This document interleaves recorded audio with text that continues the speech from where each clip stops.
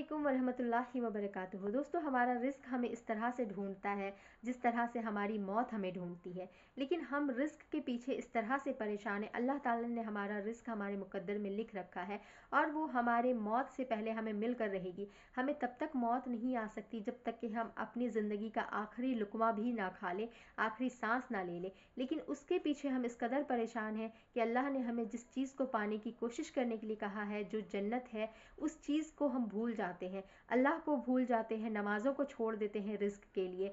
जो रिस्क देने वाला है, आप उस चीज़ को छोड़कर, आप अल्लाह को छोड़कर अल्लाह के आगे सजदा नहीं करते और सोचते हैं कि आपका रिस्क आपके तक बआसानी पहुंच जाए। तो अल्लाह ताला क्यों आपका रिस्क आपके तक पहुंचाएगा बआसानी? तो इसलिए आपको चाहिए कि आप अल्लाह ताला के आगे सजदा करें और अल्लाह ताला को राज़ी करें। इंशाअल्लाह आपका रिस्क आपके तक बआसानी पहुंच जाएगा और इसके बदले इंशाअल्लाह अल्लाह आपको जन्नत में भी दाखिल करेगा। ऐसे ही वीडियोज़ के लिए मेरे चैनल को लाइक, शेयर एंड सब्सक्राइब ज़रूर कीजिएगा। अस्सलाम वालेकुम।